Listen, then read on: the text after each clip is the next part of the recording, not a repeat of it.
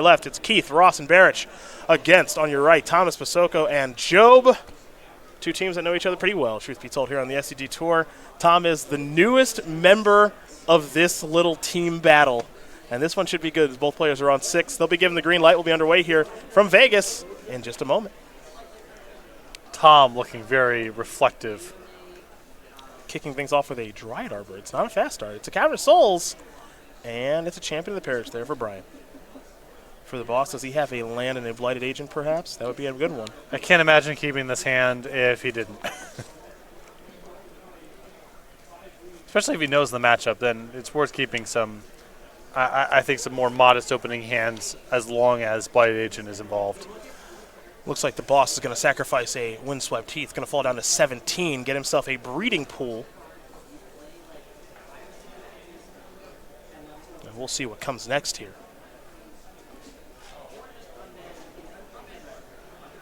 And it will be a Blighted Agent. You said you'd be surprised if he didn't have one. He certainly does. So we're going to go back over to Brian.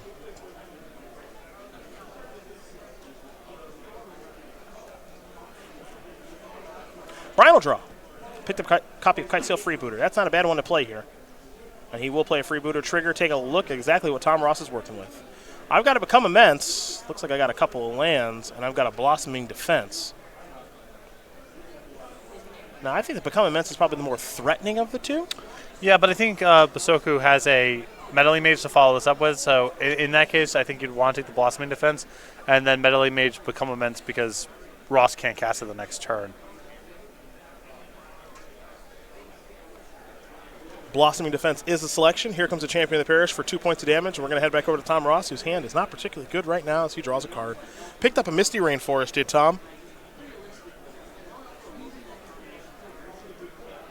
He's going to attack here for 1 Infect. He'll play a Verdant Catacomb and simply pass the turn back.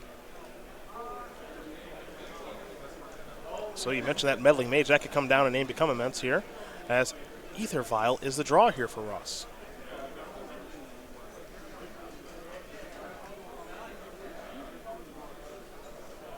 Now, one thing Tom Ross did mention to us earlier today is that he's not all that thrilled about his deck. Obviously, he knows how to play Infect, but he's a little bit rusty. However, his teammates' decks he's very happy with. He thinks that Jody, Keith, and Aaron Barich have great decks and great builds of both of those decks. As here's a Vial and a Noble Hierarch. Maybe a little surprising there. Yeah, this is. I'm honestly really surprised here. I mean, you're taking 1 point here of Infect for sure. You don't have an answer to the Blighted Agent. You're giving Ross an opportunity to cast the Become Immense next turn. He could just die next turn. Even if he doesn't die, you're just letting him cash in something where he's got a 1-turn window to cash it in, and it's of major impact. Yeah, and I don't think that Tom is going to miss out on the opportunity to do so either. So Tom's going to sacrifice his Verdant Catacombs on the end step. Because the only reason to take Blossoming Defense instead of Become Immense in this spot is if you have a follow-up discard effect or Meddling Mage. There's no other reason. It's not like you have removal where the untargetable part of Blossoming Defense is relevant, you know? Yeah, that's a very good point. Yeah, if you take the only card that works itself into the equation right is Reflector Mage. That might be a reason to take the Blossoming Defense in what we're talking about here, but he didn't have one in his hand. Right, and he had the Meddling Mage. Yeah, and he doesn't have the mana to cast Reflecting Mage either. So I am a little surprised too. And Tom normally doesn't miss out on situations to cast this. Now, he picked up a copy of Distortion Strike.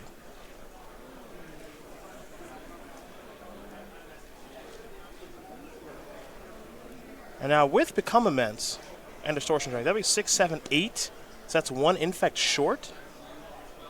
And so then Tom would have to make it out of the next turn alive. He'll sacrifice this this Misty. Fall down to 9. Well, now he can Become Immense and leave the Dryad Arbor up to Trump Block. Very true. On that Champion of the Parish. Or whatever. Yeah, you know he's not going to miss his opportunity to get to Become Immense here. So this will be 7 Infect. And Brian's going to fall down a little bit lower. He's got 8 Infect now, and Tom is going to pass the turn back. So Brian's going to put a counter on the Vial. He didn't die. It was a pretty risky play, though, letting Tom actually have the opportunity to play that Become Immense. See if it's going to come back to hurt him or not. Brian picked up a copy of Ancient Ziggurat. That's a Mantis Rider. There's the Ziggurat. This is a Mantis Rider. Counter there. You can see Tom's already geared up to block, and then 4, 5, 6, 7. It wouldn't even be a lethal attack. Yep. Unless Brian were to vial something in here. I mean, you can vial through a 1. There's no reason not to block. Absolutely. Yeah. That's exactly what Tom is going to do. And now it takes any pump spell to get the job done if you're Tom Ross. We know he's got a Distortion Strike. He's going to play it. He's going to come across here, and he's going to win the game. So Tom Ross is going to win game number 1 here over Brian Basoco. As, in fact, up a game here over Humans in a game that I honestly think Brian let get away. Yeah, I'm really surprised by not following up that freebooter with the Meddling Mage. Yeah. And Ross understood that he had a very narrow window to cash it in. Cashed it in, and obviously the 6 points made a difference. Unsurprisingly, yes. When you only have to deal 10, 6 is going to make a world of difference. So Tom Ross will win game number 1. You also see that Jody Keith has won game number 1 here over David Thomas. Eldrazi Post up a game here over Azoria Stoneblade. It's time for us to turn our attention to the sideboards here, folks. And we're going to see that Brian Basoco has 2 Grafdigger's Cage, 2 Gaddock Teague, 2 Whirler Rogue, 2 Sin Collector, 2 Knight of Autumn, 2 Izzet Staticaster, 2 Oriok Champion, and a Dismember. I think the Staticasters and the Dismember pretty obvious there, partner. Yeah, I don't mind Whirler Rogue also. I mean, it's a little bit on the expensive side, but that's a lot of blockers in the air. Yeah, I guess Rank Moth makes some sense. Okay. For Tom Ross, 2 Dissenter's Deliverance, 2 Dispel, 2 Shaper's Sanctuary, 2 Nature's Claim, a Distortion Strike, Spell Skite, Spell Pierce, Grafdigger's Cage, Relic of Progenitus, Dismember, and a Carrion Call. I like the Dismember, the Spell Skite, the Distortion Strike, and a little bit. You could talk me into the Dissenter's Deliverance. I wouldn't want something as specific as Nature's Claim, but a little interaction for Aether Vial that cycles I think is fine too. Well, and those are the options there for both players. Game number 2 going to be underway here in just a moment, but we are going to take another moment here to talk about the StarCityGames.com weekly sale, because you get the opportunity to save big. Over at Go. First time? Whew. First time over there? StarCityGames.com/weekly sale. Check it out once a week. New weekly sale, new categories right now. 33% off select casual and commander favorites, but that's expiring soon because Monday, 11 o'clock a.m. Eastern Time. Website's updated, new categories, etc. Bookmark it. Make life easy for yourself. Or just go over there now because you're that too. Probably have access to the internet if you're watching this. Go.starcitygames.com/weekly sale. Well done. Good sell there.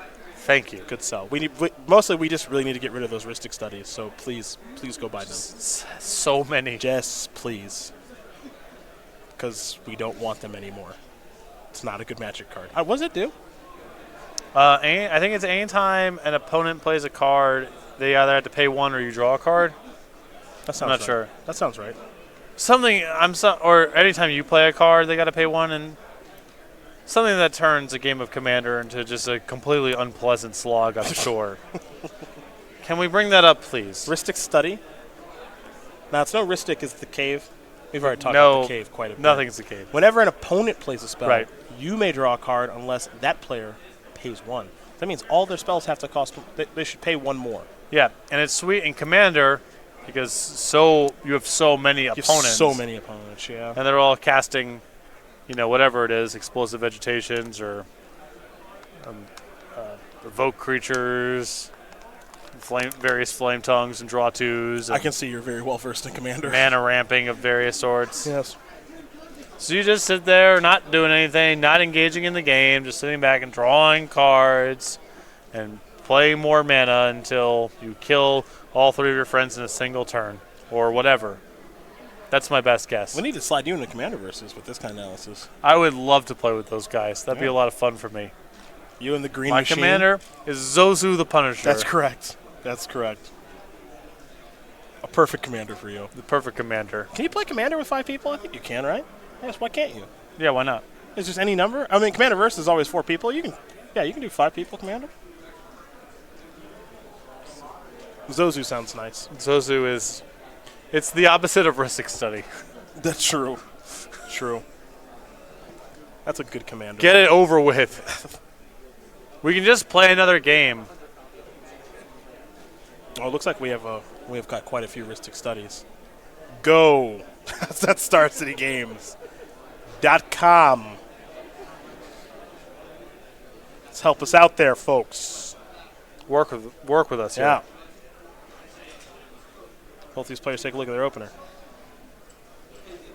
Tom's not happy. Going to send it back. Brian's going to keep.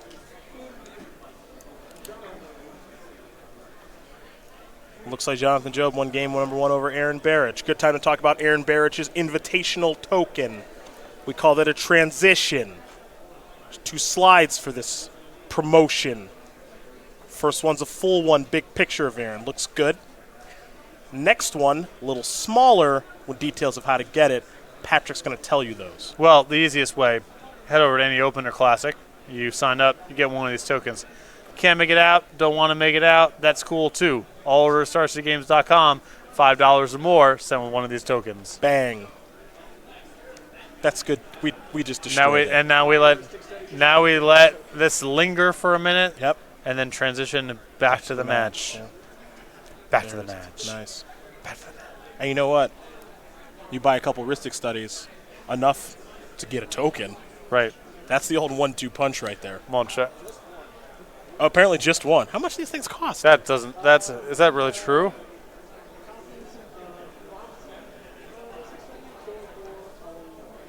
Ristic study is $11 with the sale. Like a foil one? No, normal.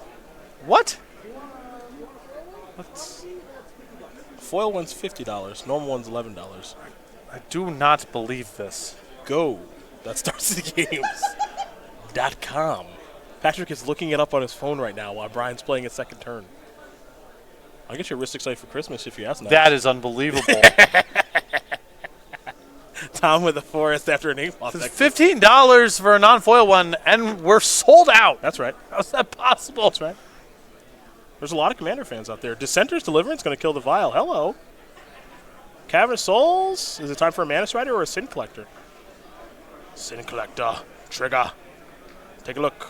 Distortion Strike. Tom's hand is bad. Spellskite. Dried Arbor. Forest. Wooded Foothills. It's not good. It is not good. It's not good. Sin Collector. 2/1 Human Cleric.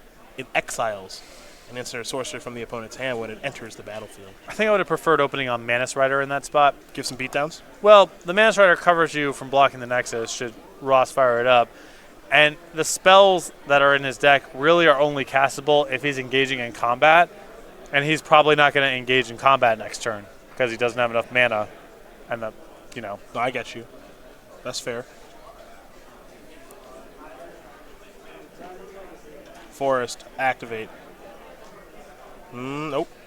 Yep, Groundswell. All right. Brian is at 5, in fact. We're all tied up in Legacy, by the way, folks. David Thomas tied it up against Judah Keith. Eldrazi Post, Azoria Stoneblade. Getting ready here for a third and final game. Here's an attack for 5. Little pressure now. Let's go back over to the boss, who we know he's got a Spellskite in hand, a Wooded Foothills, a Dryad Arbor. Looks like maybe another Inkmoth Nexus. Taking that Distortion Strike was pretty nice. There's an Inkmoth. Here's a Spellskite. I think that'll be it for Tom. We're going back to Brian.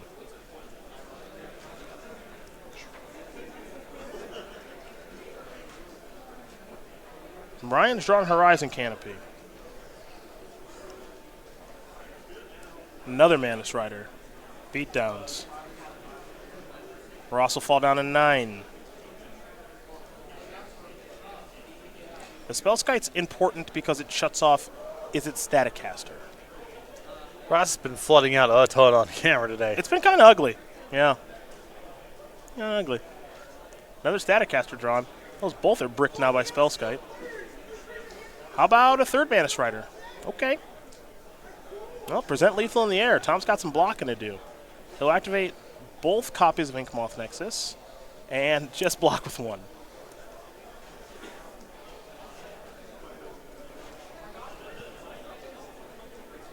All right. Draw. Nope. Brian Basoco going to win game number 2 here over Tom Ross. Humans and Infect all tied up. I like the way Tom just drew his card. Yeah, we're just done. feebly. Yep. This is infuriating. call that. We used to back in the day call that not exactly that move, but something close to it.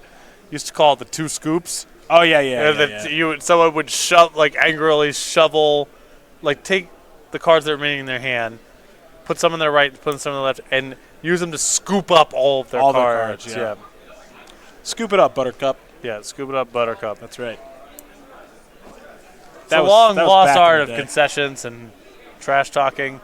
The shovel. I miss it. Familiar? You know the shovel? Probably. You cast a Supreme Verdict, and you put the Supreme Verdict. Oh, you shovel all their creatures. Yeah. Well, you can scoop them up and then dump them into their graveyard, which is my preferred move.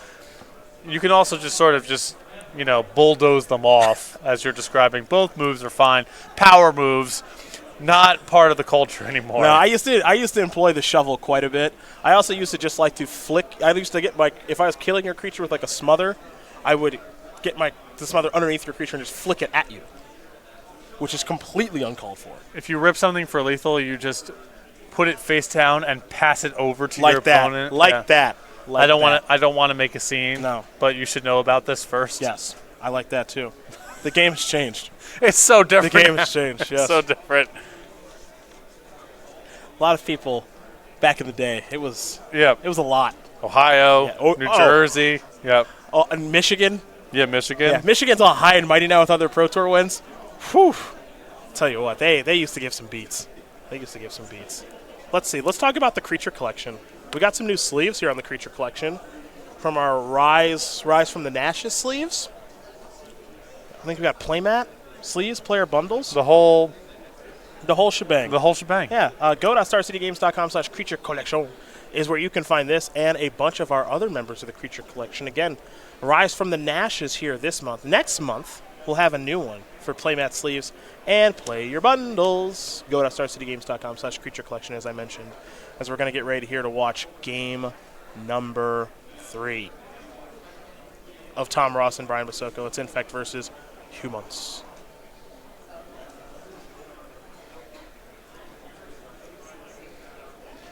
The shovel is amazing. The shovel was a great move. Power move.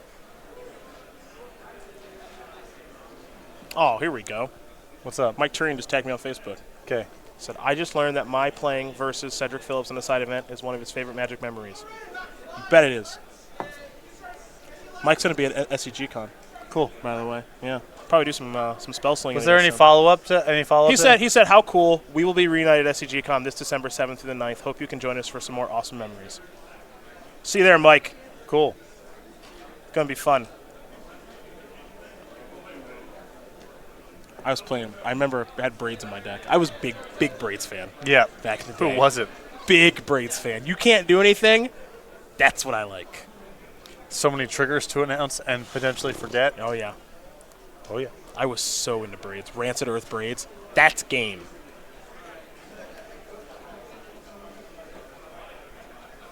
It'll be a champion of the parish from an unclaimed territory. What was that stupid black-white Braids deck called? It had a dumb name, like Noir, Noir. Noir? I never heard of that. Yeah, it had some stupid name. And it was like very, very popular leading into its regionals because it had like Vindicate and Braids and no good creatures because there were no good creatures then. Spectral Links?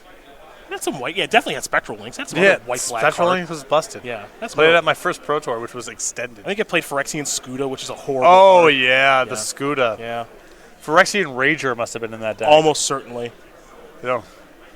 Thalia on turn 2 here from Brian means the champion of the parish is a 2/2.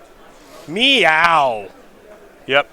I played this at my first Pro Tour along with 4 River Boas.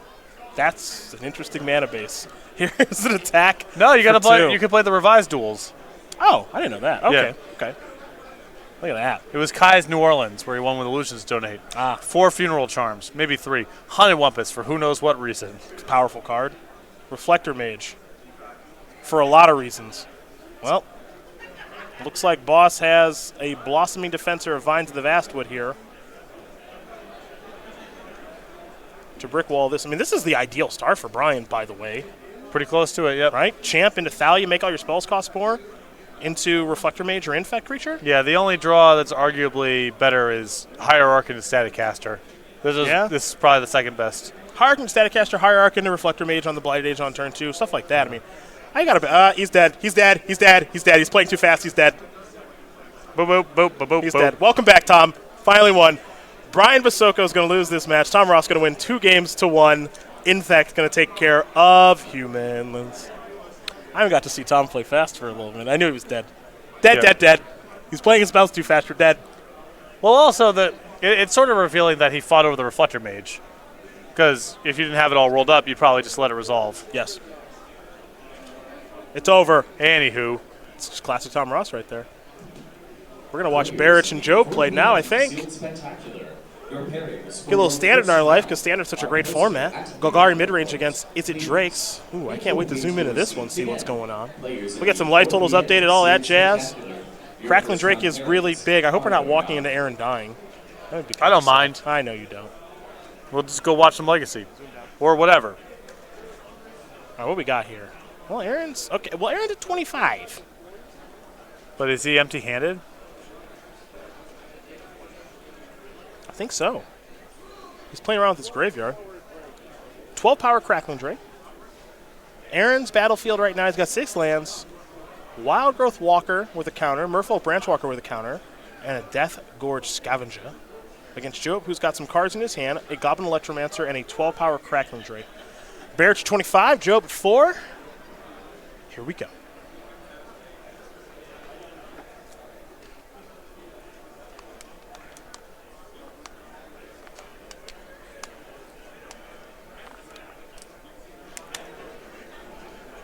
And if that Drake is 12 power, then Job has an incentive to cast one more spell before attacking, even if it's a little bit mopey, to try to get the Drake up to 13 power to kill in one hit next turn.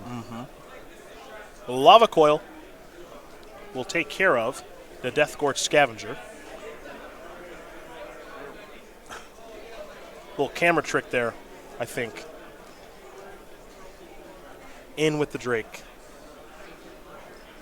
Well, I don't know. Job's got in his hand, but if Barich is able to draw a removal spell, he can kill the Electromancer and try to win the game. Let's see what this is. Secret Squire. All right. I mean, it pumps up the... It gets a turn off of that by gaining 3. Yeah. And now this is a lethal attack, so Job has to trade. Job's going to fall down to 1. Job has 2 lands in his hand. Now, it's not impossible for him to chain together enough to kill him. You see Barich hoping he doesn't die. So this is a big draw step here for Job. Otherwise, we're going to play a third game. What does he find? I think he drew a Crackling Drake. I think Job should have played one of his lands last turn. I think you might be right. There is the Drake. Just not bluffing anything, and you start chaining together stuff. It matters. He drew a Lava Coil. Lava Coil that. 6, 12, 13, 14. He's short 1. You can just say go. Yeah? The Walker can't attack into a Drake. If he draws a removal spell, you don't die. And just attack with both the next turn. Yep. I think I agree with you. And even if he peels a removal spell, you still have a draw to any spell in the deck next turn to get lethal. So just hang tight. Attacking is unnecessarily risky. Right. Yeah. Yeah. Draw a card. That's dead. All right. Any Go. spell. Any spell. It's a good thing he didn't attack. Any spell for Job to win. How'd he do? That'll work. Lava Coil, take it down. Jonathan Job going to win this game match over Aaron Barich. That's going to tie up the match. Thomas and Keith, here we come. They're in game number 3 right now. It's going to be exciting to see where they're at. And with these two great teams, of course they're going to have to play all 3. That's how this works. Unless that third game, is it over? I hope we get to jump that way. They don't appear to be in a big rush to help out David here. So well, that means that David won because he did. He took care of Jody Keith 2-1. So the team of Thomas, Basoco, and Job, who already have won a Team Constructed Open here this year on the SCG Tour in Dallas, they are undefeated still. They are 6-0 here in